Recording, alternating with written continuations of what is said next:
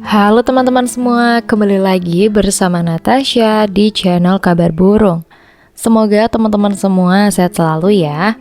Nah, sekarang kita akan melanjutkan kisah yang masih bersambung sebelumnya dengan judul Mantan Pacar Jadi Ipar.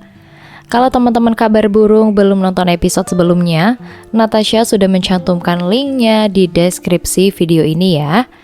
Yuk, simak ceritanya sampai selesai.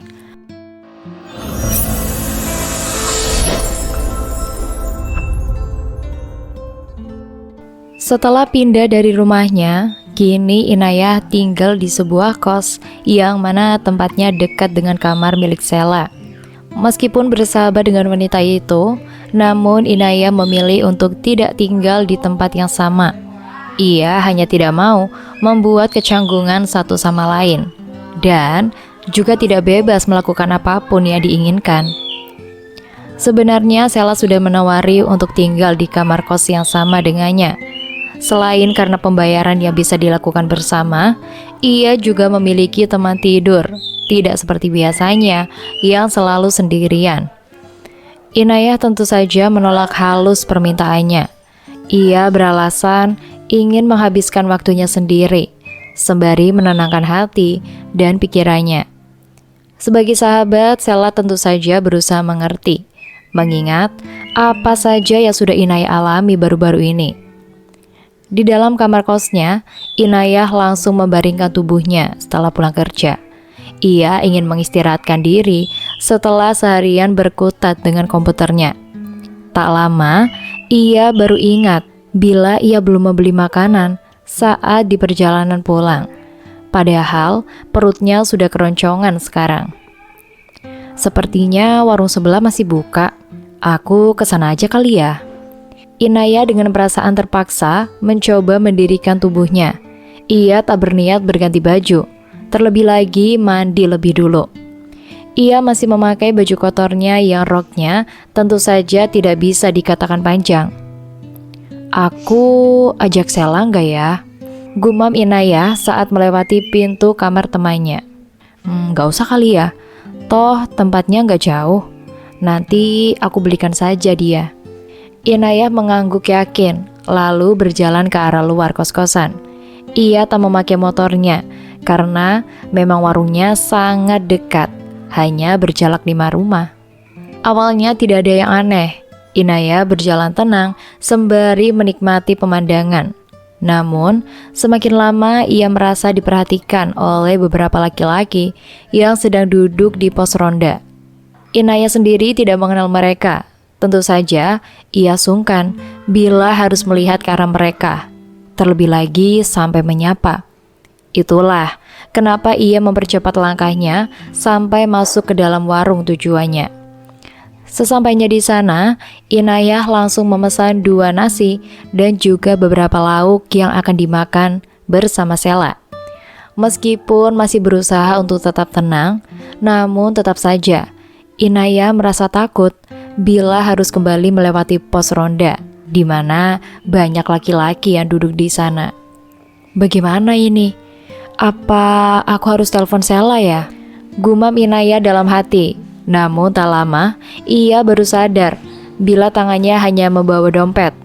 Ia tak membawa ponsel yang pasti masih berada di dalam tasnya. Aduh, bodohnya aku. Ponselku kan ada di tas tadi.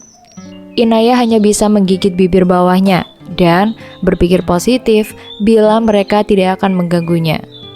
Semuanya jadi 45.000 kak. Pegawai warung memberikan kresek berisikan pesanan Inayah yang diterima langsung olehnya. Iya, terima kasih. Kembaliannya buat mbak saja. Inayah memberikan uang 5.000 dan tampak terburu-buru saat menerima pesanan tersebut. Oh iya kak, terima kasih ya. Inayah tentu saja sudah tidak memedulikan jawaban pegawai warung, karena yang penting sekarang ia segera kembali ke tempat kosnya. Namun, saat ia keluar dari warung, gerombolan laki-laki itu sudah berada di tepi jalan yang akan dilewatinya, padahal masih berada di pos ronda seberang jalan. Aduh, kenapa mereka bisa ada di sana sih? Sudahlah, lebih baik aku cepat kembali. Kalau mereka sampai berani macam-macam, Aku tinggal teriak saja. Inaya bergumam lirih dalam hati sembari berjalan cepat ke arah kosnya, yang sialnya harus melewati para gerombolan mereka. "Hai cantik, boleh kenalan gak?" Salah satu dari mereka menyapa Inaya dan bahkan berani mendekatinya. Sedangkan teman-temannya yang lain justru tertawa dan menggodanya. Sombong banget sih gak dijawab. Mendengar ucapan laki-laki itu, Inaya masih berusaha tak memedulikannya dan terus berjalan melewatinya. "Heh, tunggu." Laki-laki itu menghadang Inaya yang sangat ketakutan. "Apa sih?" Inaya berjalan ke arah sisinya, yang kali ini tangannya direngkuh oleh laki-laki itu. "Kamu apa-apaan sih? Lepasin gak?" ujar Inaya serius. Meski sangat takut, ia berusaha untuk tetap tenang dan menghadapi laki-laki itu. "Enggak, sebelum kita kenalan dulu. Nama kamu siapa? Anak baru ya di kos itu." "Gak mau, lepas gak?" "Enggak, lepas atau aku akan teriak," ancam Inaya dengan tegas. Namun laki-laki itu justru tersenyum, meremehkan dan diikuti teman-temannya, yang kian membuat Inaya merasa ketakutan. "Teriak saja coba. Aku juga mau dengar kamu teriaknya itu seperti apa sih." "Kamu..." Tin, tin, tin. Sebuah mobil mewah berhenti di depan Inaya dan juga laki-laki itu. Tanpa aba-aba mengklakson beberapa kali hingga mengganggu perhatian semua orang. Tak kecuali Inaya yang menoleh namun tak mampu melihat seseorang yang berada di dalamnya. "Wah, siapa itu? Berhenti nggak loh? Siapa sih dia? Ganggu aja. Orang gila kali." Mobil mewah itu terus mengklakson tanpa mau berhenti sampai orang-orang yang mengganggu Inaya melangkah ke arahnya, berniat memberi perhitungan, termasuk laki-laki yang merengkuh tangan Inaya. Mereka tentu saja tidak terima diganggu, terlebih lagi dengan orang yang tidak dikenal. Di sisi lainnya, Inaya yang sempat ketakutan itu tentu saja merasa bingung dengan apa yang mobil itu lakukan. Sampai ia sadar, mungkin orang yang berada di dalamnya hanya ingin menolongnya. Itulah kenapa ia langsung berlari ke arah kosnya. Ia akan melarikan diri dari laki-laki yang mengganggunya itu. Cafe 11N. Inaya terus menggumamkan huruf dan nomor itu, yang tak lain dan tak bukan adalah nomor plat dari mobil mewah tersebut. Dalam hati, ia sangat berharap bisa bertemu dengan pemiliknya. Dengan begitu, ia bisa mengucapkan rasa terima kasihnya. Karena kalau bukan karena bantuannya, ia mungkin masih diganggu oleh mereka semua. "Salah." Inaya mengetuk pintu kamar temannya dengan cepat. Tak lama, temannya membukanya dan ia buru-buru masuk ke dalamnya. "Inaya, kamu kenapa? Kok seperti orang ketakutan sih? Terus kamu ini dari mana? Bawa-bawa kresek segala." Sela tentu saja merasa heran, namun Inaya seolah belum mampu menjawab. Yang wanita itu lakukan hanya duduk sembari mengatur nafas. "Aku tadi beli nasi dan lauk di warung sana. Rencananya sih untuk kita makan malam, tapi tadi aku diganggu sama orang-orang yang ada di pos ronda." "Astaga, kenapa kamu gak bilang dulu sih ke aku kalau mau ke sana? Tahu begitu kan aku bisa ikut." "Aku pikir kamu pasti capek kerja, makanya aku ke sana sendiri. Kan tempatnya juga dekat." Anak-anak muda di pos ronda itu memang seperti itu. Suka nongkrong di sana cuman untuk mengganggu anak-anak kos di sini, terutama yang perempuan. Lain kali, kalau kamu mau ke warung itu, kamu harus bareng aku, karena mereka takut sama aku." "Hah? Kok bisa mereka takut sama kamu?" "Iyalah, aku kan pernah tendang salah satu kemaluan mereka, sampai harus dibawa ke rumah sakit." Sela menjawab dengan santainya, namun tidak dengan Inaya yang terkejut mendengarnya. "Serius?" "Iyalah, buat apa aku bohong? Memangnya mereka gak melaporkan kamu ke polisi? Itu kan termasuk penganiayaan. Kalau mereka sampai lapor polisi, aku akan lapor balik lah atas perbuatan tidak menyenangkan. Toh, aku melakukan itu juga karena membela diri." "Oh, begitu. Untung saja tadi ada mobil yang tiba-tiba berhenti terus mengklakson panjang. Jadi saat perhatian mereka teralihkan, aku bisa kabur dari sana. Inaya menghembuskan nafas panjangnya beberapa kali. Ia tentu saja masih merasa takut, namun juga bersyukur di waktu yang sama. Berarti mobil tadi itu cuma menyelamatkan kamu. Terus bagaimana keadaannya sekarang? Mereka nggak sampai mengganggu pengemudinya kan? Aku juga nggak tahu sih, tapi sepertinya mobil itu langsung pergi setelah aku lari. Aku sempat mendengar suaranya sebelum masuk gerbang. Oh begitu, baguslah, setidaknya orang itu akan baik-baik saja. Iya, jawab Inaya seadanya. Namun dalam hati, ia masih harus berterima kasih pada pemilik mobil tersebut. Oh iya, kamu beli lauk apa? Oh ini, kamu buka saja. Inaya memberikannya pada Sela, yang langsung dibuka olehnya.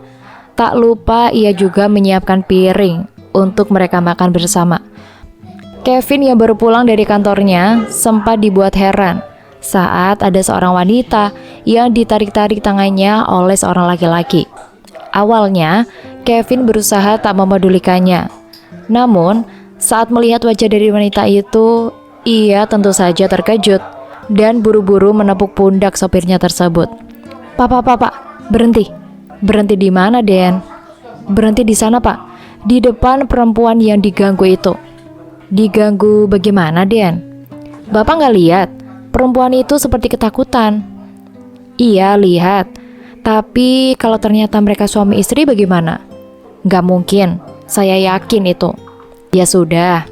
Sang sopir tentu saja menurutinya. Ia membelokkan mobilnya ke arah yang tuanya maksudkan dan berhenti tepat di depan mereka.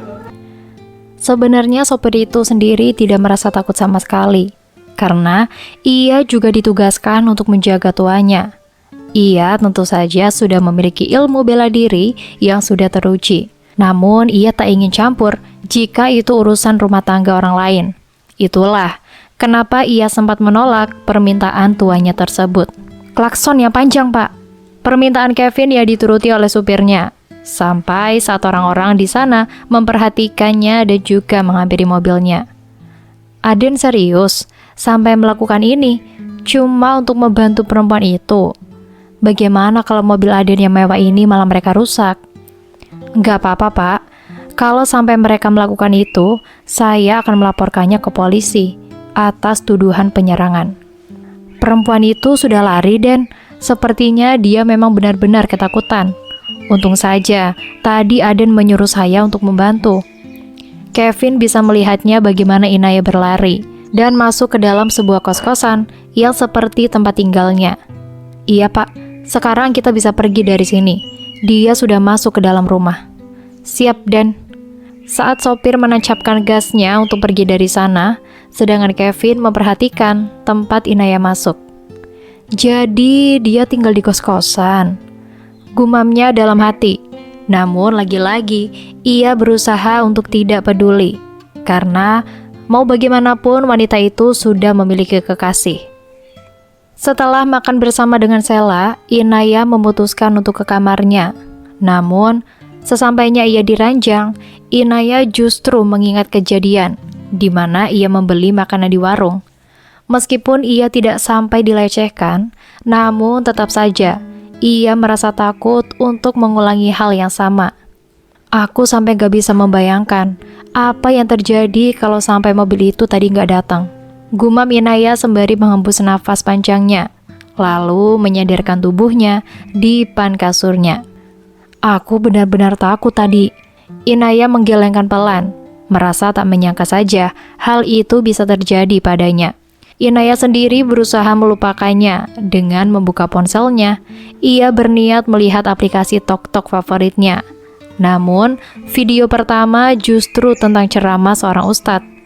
Wahai wanita, tutuplah auratmu, maka kamu akan terjaga dari pandangan-pandangan buruk mata laki-laki. Ingat, menutup aurat dari kepala sampai kaki itu hukumnya wajib bagi seorang muslimah.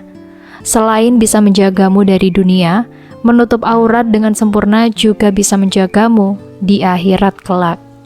Inaya menggigit bibir bawahnya. Hatinya merasa terenyuh mendengar ceramah itu. Karena jujur saja, ia tak pernah menutup auratnya dengan benar selama ini. Ia tak memakai hijab kemanapun akan pergi. Pakaiannya pun, terutama baju kerjanya, semuanya terbuka. Jadi wajar saja bila ia sempat mendapatkan perlakuan tak menyenangkan dari beberapa pria. Apa mulai dari sekarang aku harus menutup aurat ya? Tapi semua baju-bajuku banyak yang pendek, terutama baju kerja. Apa sebaiknya aku membeli beberapa set ya? Gumam Inaya yang entah kenapa hatinya mudah sekali tergerak untuk mengubah cara berpakaiannya. Mungkin karena kejadian tadi yang seolah mampu menyadarkannya akan sesuatu yang seharusnya ia jaga dengan benar. Sepertinya aku memang harus membeli beberapa baju yang tertutup dan juga hijab, karena sudah seharusnya aku berubah setelah ditegur tadi. Inaya bergumam lirih, lalu menatap ke arah jam dindingnya. Aku juga jarang sholat selama ini. Sebaiknya aku juga harus memperbaiki kebiasaan burukku itu. Inaya menghembuskan nafas panjangnya, merasa yakin dengan niatnya kali ini. Itulah kenapa ia membangun tubuhnya dan berjalan ke arah kamar mandi yang masih berada di dalam kamarnya. Ia akan mandi dan membersihkan diri, lalu memenuhinya kewajibannya sebagai muslim. Keesokan paginya, Sela mengetuk pintu kamar Inaya. Ia berniat mengajak temannya itu untuk berangkat bersama. Namun, saat pintunya terbuka, betapa terkejutnya ia melihat penampilan Inaya yang cukup jauh berbeda. Wanita itu memakai hijab, sesuatu yang bahkan belum pernah ia lihat dalam setahun belakangan. "Inaya, kamu berhijab?" tanya Sela terdengar tak percaya, yang diangguki antusias oleh Inaya. "Iya, kenapa? Gak cocok ya?" "Cocok kok, tapi kenapa tiba-tiba kamu berhijab?" "Gak apa-apa, aku cuma ingin memperbaiki diri ke yang lebih baik lagi." "Oh begitu, tapi apa kamu akan setiap hari seperti ini? Maksudku, saat bekerja atau kemana saja?" "Iya, kenapa?" "Gak apa-apa, aku cuma masih merasa aneh saja dengan penampilan kamu yang sekarang. Kamu akan berangkat bekerja dengan berhijab?" "Iya, dan dimulai dari hari ini." "Oke, tapi apa nanti kamu akan berubah pikiran? Maksudku, apa kamu akan melepaskannya lagi di masa depan?" "Doakan saja aku selalu istiqomah ya, supaya aku nggak lepas pasang hijab." "Oke, baiklah, kita mau berangkat sekarang," tawar Sela sembari terus memperhatikan wajah Inaya yang nyatanya tambah cantik saat menutup aurat. "Iya, kita berangkat sekarang saja. Oh iya, nanti pulangnya kamu ikut aku ya," pinta Inaya yang baru mengingat suatu hal yang tentu saja mendapatkan tatapan bingung dari mata Sela. "Ikut kamu kemana?" "Ke mall, aku mau cari baju kerja yang bisa dipakai dengan hijab. Sekalian, aku juga mau beli beberapa hijab juga sih. Gimana? Kamu mau ikut nggak?" ujar Inaya yang langsung diangguki oleh Sela. "Ya iyalah, aku harus ikut. Aku juga mau beli sesuatu." "Ya sudah, ayo berangkat." Inaya menarik lengan Sela. Ia mengangguk patuh tanpa bisa mengalihkan pandangannya dari wajah temannya itu. "Iya." Di kantornya, Rendra telah memeriksa beberapa map saat ada seseorang yang mengetuk pintu ruangannya. Di saat itulah ia menyahutnya dan di detik berikutnya pintu itu terbuka. Penampilan sosok Inaya yang penampilannya cukup berbeda, Rendra bahkan sampai memastikannya beberapa kali. Saking pangklingnya ia saat melihat sekretarisnya kali ini. "Inaya, kamu Inaya kan?" tanya Rendra memastikan, yang disenyumi dan diangguki oleh wanita tersebut. "Iya pak, saya Inaya." "Kamu berhijab sekarang?"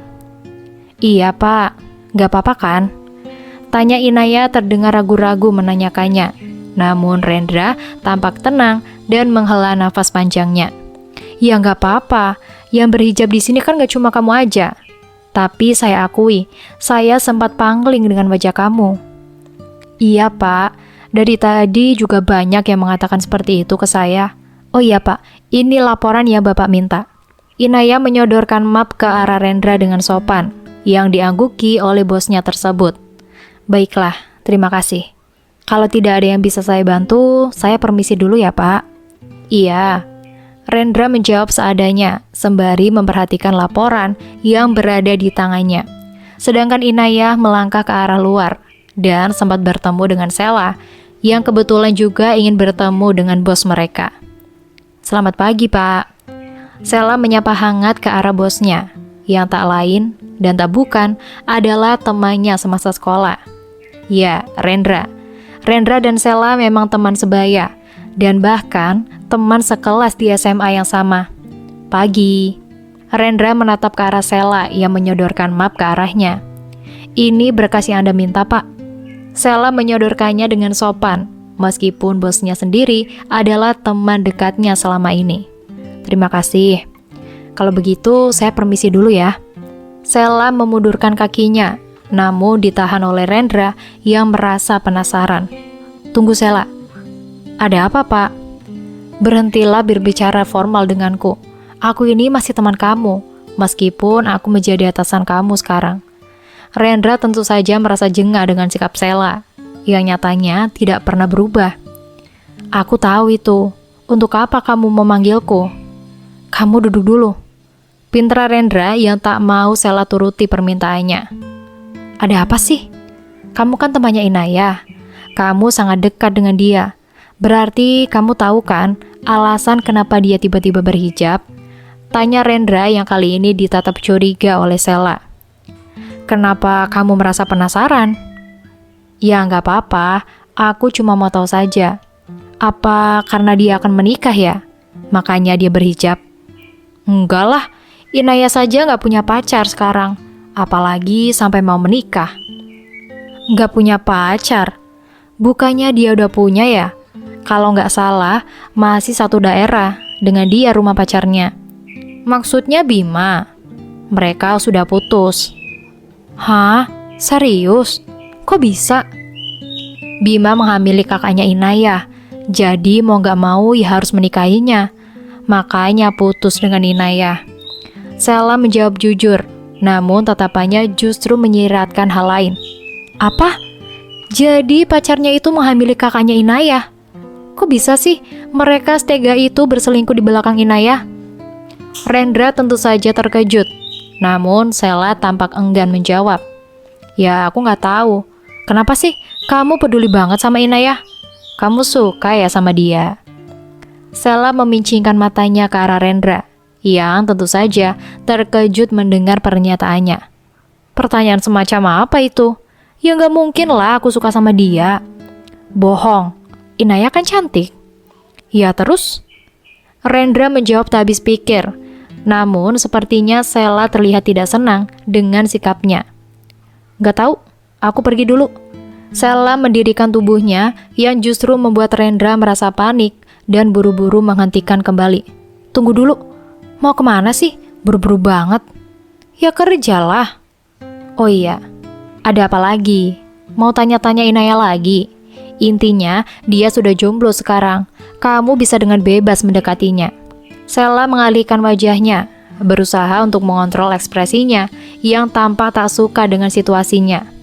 Siapa juga yang mau mendekati Inayah sih? Aku cuma penasaran saja. Tadi kenapa dia tiba-tiba berhijab? Padahal kan sebelumnya pakaian dia sedikit terbuka. Katanya sih mau jadi pribadi yang lebih baik lagi. Jawab Sela tanpa mau menatap ke arah Rendra yang mengangguk-angguk paham. Oh begitu. Baguslah. Sudah kan? Aku pergi dulu. Pamit Sela yang kembali Rendra tahan niatnya. Jangan dulu.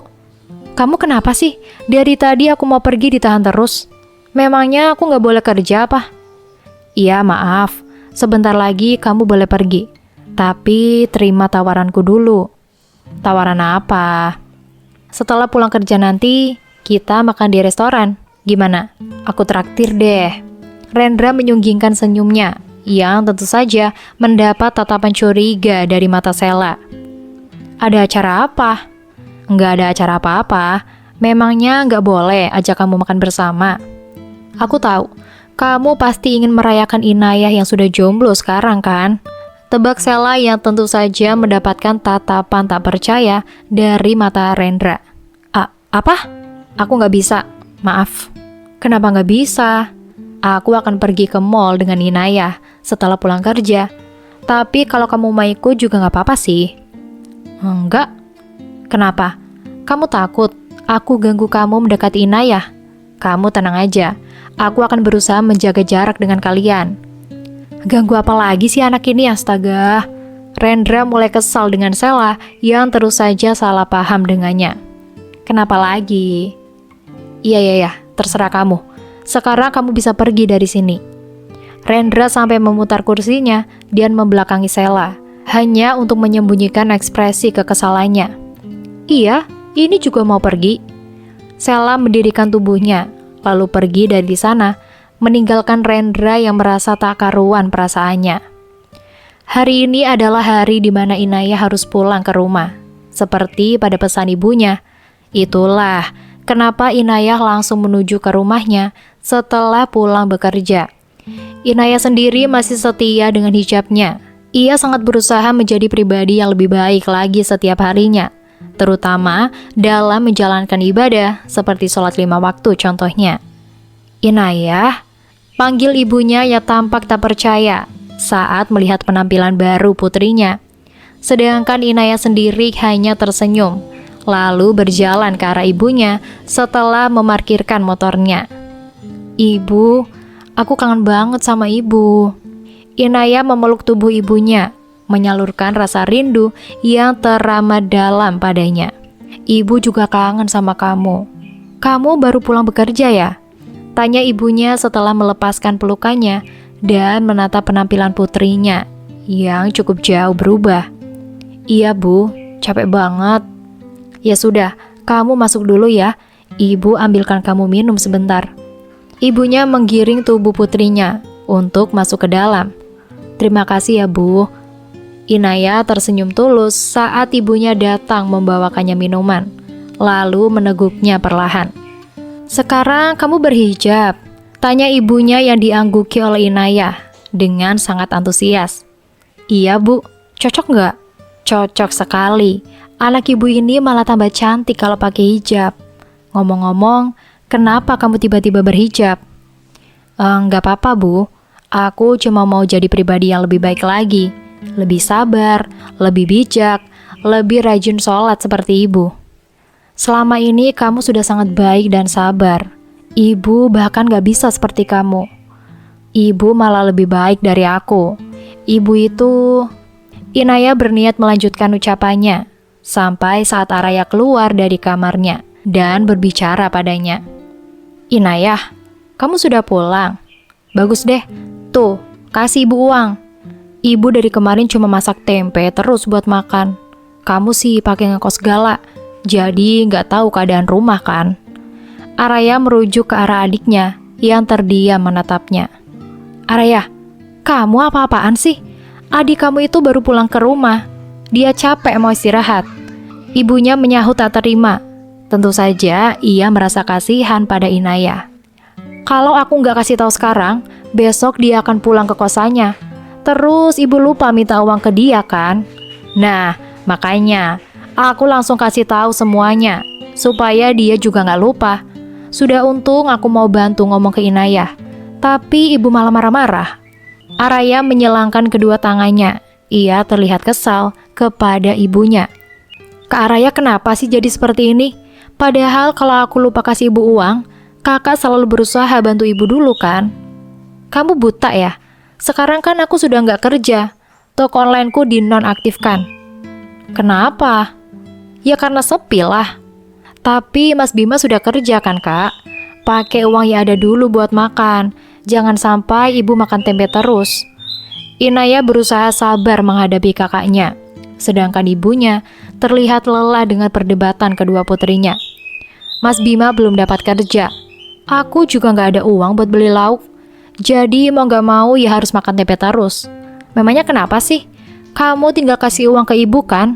Apa semenjak aku menikah dengan Mas Bima, kamu jadi perhitungan sekarang? Bukan begitu kak. Aku cuma gak mau ibu makan makanan yang sama seperti tempe setiap hari. Kasihan kan ibu? Kalau aku sudah pulang, aku pasti ganti uangnya. Dan aku juga akan kasih ibu uang. Mau bagaimana lagi? Keadaannya kan sudah seperti ini. Hanya karena kamu yang cari uang, bukan berarti kamu bisa ceramah di sini.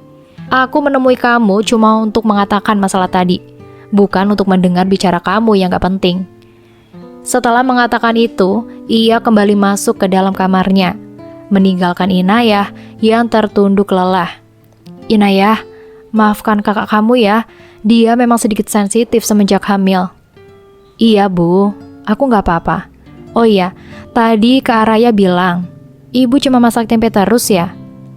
Iya, uang ibu menipis, jadi harus irit. Ya sudah, ini aku kasih uang 3 juta.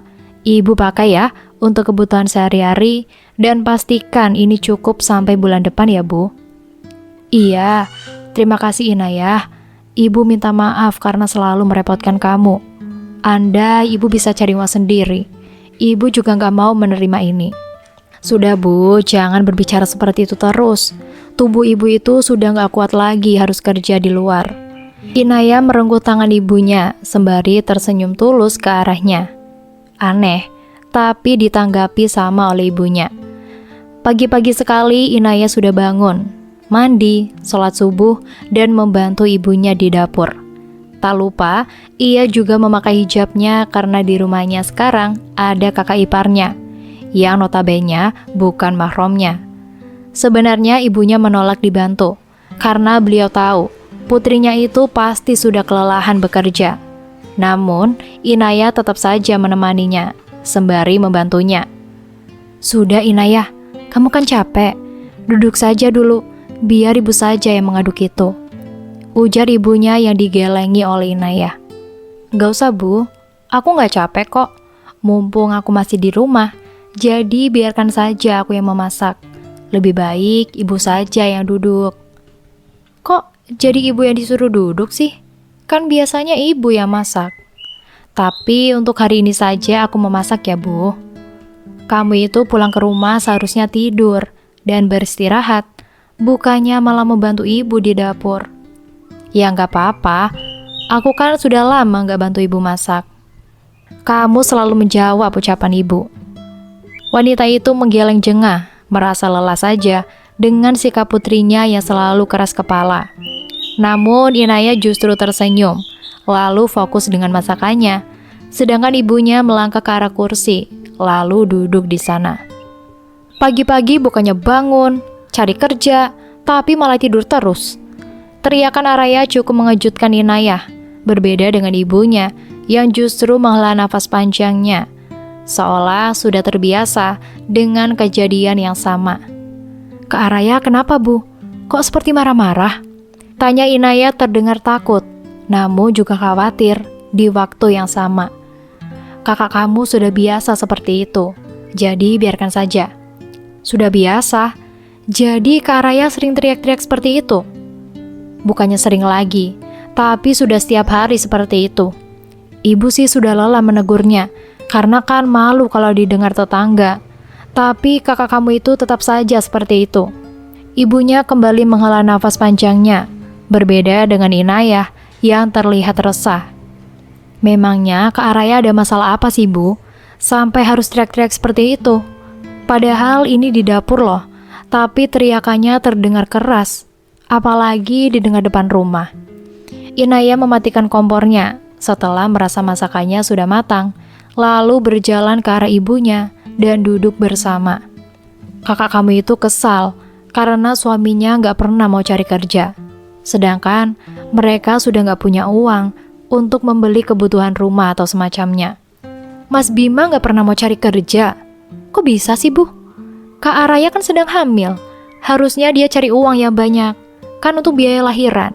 Apalagi ini belum 7 bulanan, yang pasti juga membutuhkan banyak dana. Ibu juga gak tahu kenapa Bima seperti itu. Mungkin karena dia anak orang kaya dulu. Jadi satu-satunya pekerjaan yang dia bisa, ya cuma menjaga toko. Tapi kamu sendiri juga tahu kan, orang tuanya saja gak mau menerimanya. Oh begitu, Inaya bergumam lirih yang sempat dilirik oleh ibunya. Untung saja kamu gak jadi menikah dengan Bima. Ibu gak bisa membayangkan bagaimana kehidupan kamu kalau sampai menikah dengan dia. Pasti hidup kamu akan semakin menderita. Apalagi pekerjaan kamu cukup bagus. Pasti Bima akan memanfaatkan kamu dan malah gak mau kerja sama sekali. Ujar ibunya yang sempat didiami oleh Inayah, yang justru berpikir akan lebih buruk karena dulu Bima tak ingin ia bekerja setelah menikah. Inayah bahkan sempat tak bisa membayangkan bagaimana kehidupan ibunya kalau sampai ia jadi menikah dengan Bima. Sudahlah Bu, jangan membahas masa lalu lagi, apalagi tentang Bima, karena aku sudah merasa lebih baik sekarang. Ibu gak membahasnya, ibu cuma mensyukurinya. Lalu bagaimana dengan Kak Raya, Bu? Apa ibu bersyukur dia menjalani hidup seperti ini? Bukannya begitu. Jawab ibunya terdengar menyesal. Ya sudah, jangan membahasnya. Cukup ibu doakan saja, semoga anak-anak ibu bisa hidup lebih baik lagi. Bisa bahagia dengan kehidupan masing-masing. Bisa membahagiakan ibu juga. Inayah tersenyum tulus ke arah ibunya. Ia mengangguk patuh. Iya, amin. Di sisi lainnya, Bima melanjutkan tidurnya. Padahal Araya sejak tadi berusaha membangunkannya. Namun, seperti laki-laki itu tak mempedulikannya. Ia begitu nyaman, bergulat dengan selimut dan gulingnya. Yang tentu saja membuat istrinya itu geram dengan tingkahnya. Mas, bangun gak kamu? Mas, bangun! Ujar Araya sembari menepuk pipi suaminya. Ia benar-benar sudah kehilangan kesabarannya, karena hampir setiap hari laki-laki itu seperti ini. Apa sih? Kamu itu ganggu aku tidur, tahu nggak? Ganggu kamu bilang. Ini sudah mau siang, tapi kamu masih tidur. Kamu itu sebagai laki-laki harusnya cari kerja supaya dapat uang. Sudah berapa hari? Kamu cuma menganggur di rumah terus. Araya menggerutu kesal, yang kali ini tak dijawab oleh suaminya, yang justru melanjutkan tidurnya. Pagi-pagi bukannya bangun, cari kerja, tapi malah tidur terus. Araya berteriak keras, yang kali ini berhasil membangunkan Bima, yang mulai kesal dengan tingkahnya. Kamu bisa kecilkan suara kamu gak sih? Jangan teriak-teriak terus. Malu kan kalau didengar tetangga? Bima menatap serius ke arah Araya, yang tentu saja tidak takut dengan ucapannya. Kamu malu? Cuma karena teriakan aku. Tapi kamu gak malu menganggur terus di rumah. Aku juga sudah berusaha cari kerja tiap hari. Tapi memang cari kerjaan itu susah sekarang. Susah? Atau memang kamu yang pilih-pilih? Sekarang kamu mandi, terus cari kerja. Aku gak mau tahu. Pokoknya kamu harus dapat pekerjaan hari ini. Araya menarik lengan Bima yang tak mau diturutinya. Iya, bawel banget sih. Apa kamu bilang? Bawel? Sungut Araya yang digelengi oleh Bima. Enggak. Aku akan mandi sekarang. Bima berjalan keluar kamar, menuju ke kamar mandi. Namun sebelum sampai ia di sana, ia berpapasan dengan Inayah, yang tengah menyiapkan sarapan di meja makan. Inayah, kamu sudah pulang? Tanya Bima yang diangguki olehnya. Iya, Mas. Inayah tentu saja menjawab dengan seadanya, dan bahkan tanpa ekspresi di wajahnya. Kamu mau kerja? Ini kan libur, Mas. Tapi kenapa kamu pakai hijab di rumah? Memangnya kamu mau kemana? Nggak kemana-mana, Mas. Aku cuma ingin berhijab di rumah. Sudah ya, aku masih banyak pekerjaan di dapur. Inayah melenggang pergi, tanpa ekspresi. Namun Bima justru tampak menyesali sesuatu hal di hatinya. Andai saja aku menikahnya dengan Inayah, aku pasti nggak akan diusir oleh orang tua aku sendiri. Aku juga nggak akan diteriaki setiap hari untuk cari kerja. Apalagi mendengar keluhan yang nggak punya uang setiap hari. Karena Inayah kan sudah bekerja. Dia pasti nggak akan minta uang atau menuntut pekerjaan dari aku. Bima bergumam lirih. Ia benar-benar menyesal sudah menyelingkuhi Inayah dulu. Padahal, kalau dia mau menuruti keinginan wanita itu dan tidak melarangnya bekerja, ia mungkin tidak akan menggoda Araya, apalagi sampai menikahinya. Di meja makan, Seluruh keluarga Inaya berada di sana, termasuk Bima. Mereka tengah sarapan bersama, namun tidak ada perbincangan hangat seperti sebelumnya. Mereka tampak asing satu sama lain, terutama Inaya dan Araya, yang memang sering sekali berdebat akhir-akhir ini. Meskipun Inaya sudah berusaha mengalah, namun entah kenapa, Araya seolah tidak bisa melepaskannya. Wanita itu selalu berpikir bila adiknya lah yang membuat orang tuanya berpihak kepadanya. Padahal, bila dilihat dari segi nasib, adiknya sudah sangat beruntung dalam banyak hal, termasuk pendidikan dan juga pekerjaan. Berbeda dengan dirinya, yang justru bernasib sebaliknya. Di tengah renungannya, Araya sempat melirik ke arah Bima, yang entah sejak kapan memperhatikan Inaya yang saat ini sedang duduk di depannya. Meskipun adiknya tak menyadarinya, namun tetap saja Araya merasa kesal saat melihatnya. "Dijaga mata kamu," bisik Araya pada Bima dengan nada geram. Begitupun dengan lirikan matanya yang tampak tegas ke arah suaminya. Bima yang dibisiki itu hanya menghela nafas, lalu kembali fokus pada makanannya setelah sempat terpaku dengan wajah Inaya. Bima justru baru sadar bila Inaya ternyata lebih cantik bila dibandingkan dengan Araya, istri yang baru seminggu dinikahinya. Padahal dulu Bima memang sangat menyukai Inaya. Ia bahkan rela melakukan apa saja demi bisa membahagiakannya.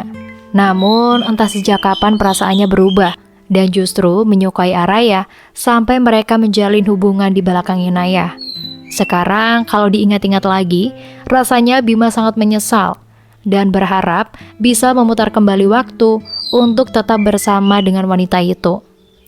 Di sampingnya, Araya bisa menyadari dengan jelas bagaimana suaminya itu mulai tertarik kembali dengan adiknya. Namun untuk saat ini, ia tidak ingin mempermasalahkannya sebelum ia benar-benar menemukan bukti akurat. Araya sendiri sadar, ia bisa dinikahi Bima karena ia berusaha merebutnya dari pelukan adiknya. Tentu saja ia tak boleh lengah, terlebih lagi berpikir bila semuanya akan baik-baik saja. Setidaknya, Araya harus waspada pada beberapa kemungkinan terburuknya. Tak terasa sudah lebih dari 1 bulan, Inaya selalu pulang setiap malam minggu.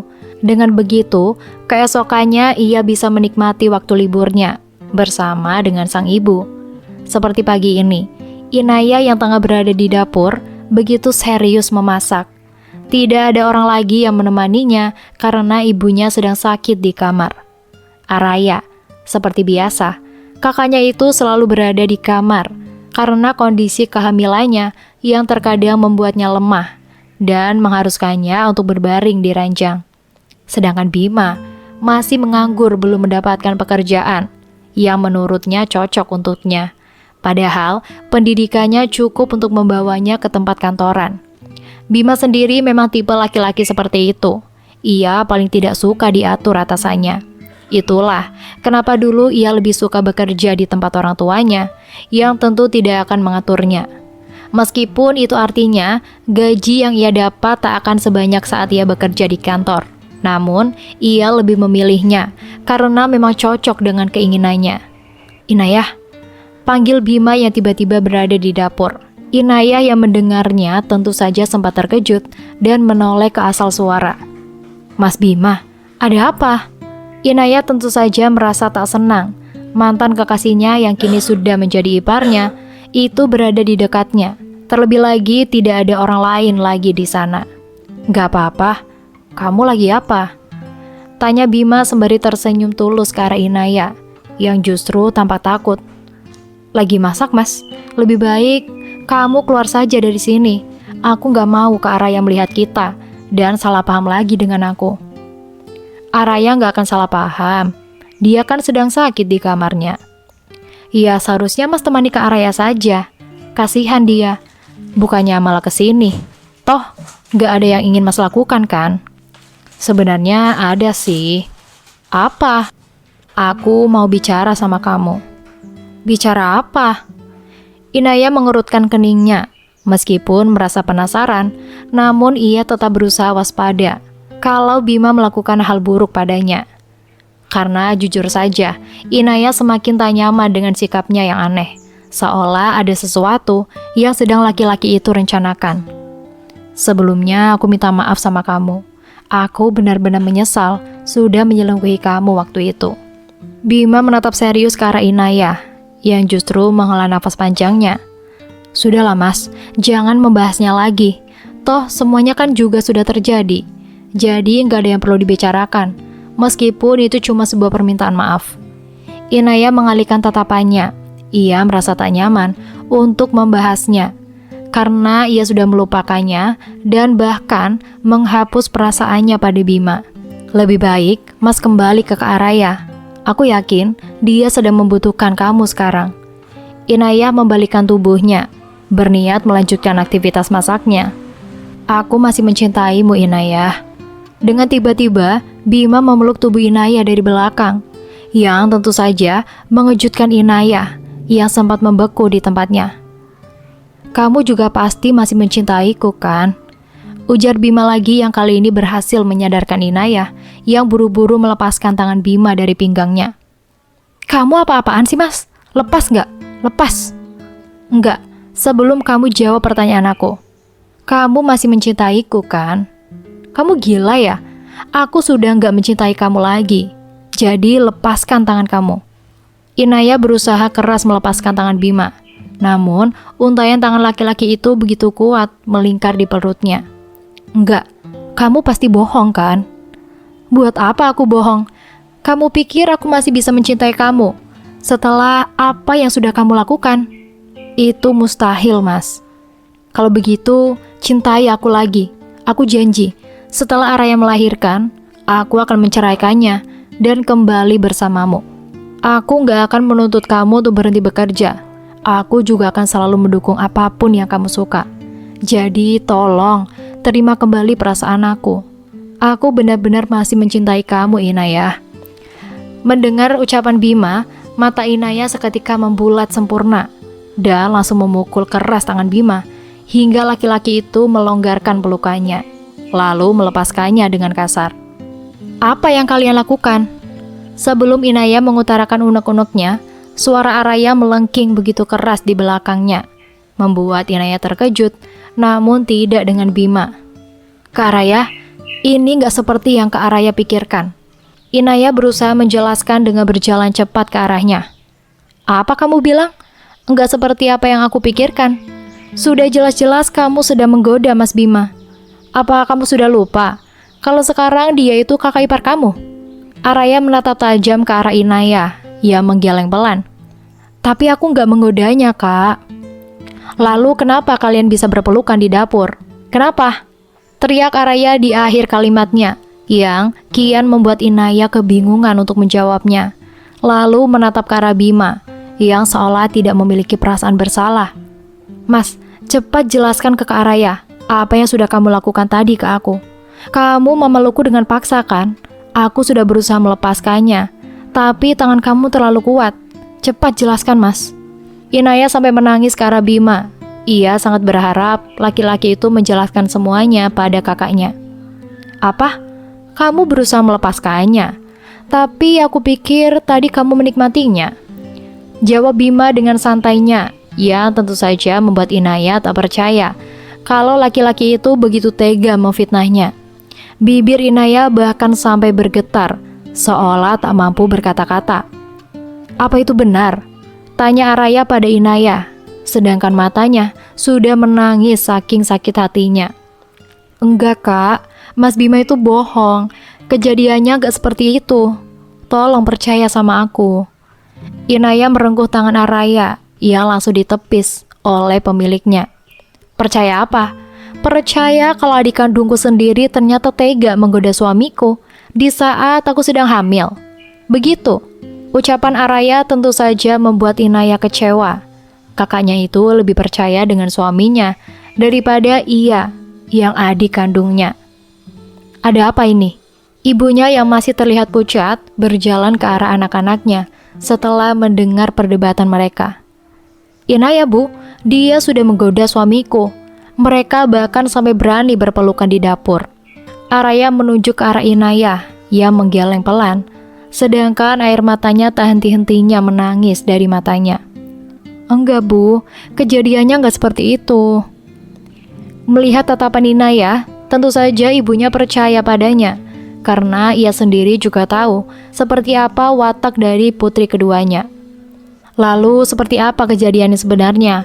Coba jelaskan, supaya kakak kamu juga bisa mengerti. Ibunya menjawab dengan halus.